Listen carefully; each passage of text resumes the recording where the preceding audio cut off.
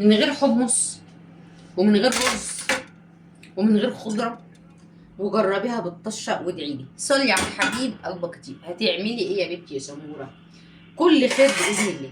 انا كنت مخزنه السبانخ، والله كان الكيلو ب 10 و12 جنيه ايام ما كان في سبانخ. دلوقتي ما فيش سبانخ في السوق. عملت لي كام كيس كده، قلت ايه ينفعونا في يوم من الاجازه. طبعا الخضره اللي عندي خضره محشي اللي انا مفرزاها، والسبانخ ما تبقاش لطيفه بخضره المحشي. فعملت ايه يا بنتي يا سموره؟ عملت كله خير. بصي الاول شموا ريحتها. بعت الواد يجيب حمص مجروش، ما لقيتش، بما اننا ساكنين في حته بعيده عن المحلات يعني.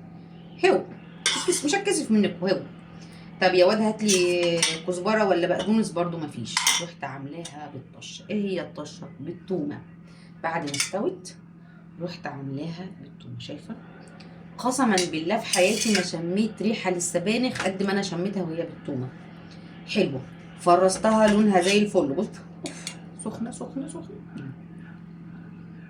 طعم وريحه مفيش اسهل من كده. عامله ايه النهارده يا سموره؟ عامله كل خير.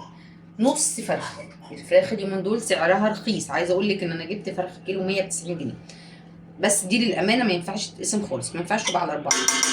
فعملت ايه يا بنتي يا سموره؟ جبت فرخه كبيره شويه ب 120 جنيه، كانت عامله كيلو 800 وشويه. قسمتها 8. ده جزء الصدور اللي هو الجناح، وحته من الصدر. حته باقي الجناح او باقي الصدر شايلاه بعمل بيه اكله تانيه. ماشي كده. والسبانخ كنت جايباها ب 12 جنيه، والطماطم كنت مخزناها كانت 3 كيلو ب 10 جنيه. طبعا الطماطم بتشد، وانا قلت لكم ان هي هتشد، ما سمعتوش الكلام. اهي شدت دلوقتي ب 15 جنيه، وانا عاملاها 3 ب 10 جنيه، يعني تقريبا ب 3 جنيه طماطم. والرز ب 22 وبيوصل ل 28، ده السايب والبلدي. وفي خير زمان بينزل عروض تقريبا من بعد يوم 20 لحد يوم 1 و2 في الشهر. الكيلو بيبقى عامل 20 جنيه، والكيلو كامل وكويس وشغال. بس انا بحب البلدي حتى لو فيه شويه مكسرين، فانا بالنسبه لي ده مفضل. فلو هتسمع نصيحتي هات البلدي.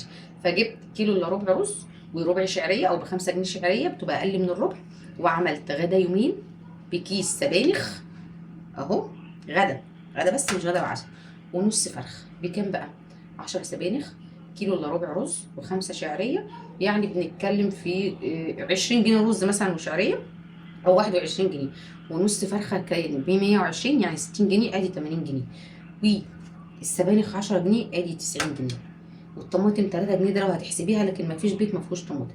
يعني انا بتكلم في 93 جنيه غدا لمده يومين واربع افراد. صلي على الحبيب قلبك كتير. شيروا عليا عملتوا ايه في المدارس والمدرسين، عشان في خناقات كبيره بيني وبين محمد ابني، وشكلي في الاخر هفرض سيطرتي ورايي، ومش مهم هو عادي. المهم ان انا ايه كلامي يمشي، والمهم ان انا شايفه ان ده صح.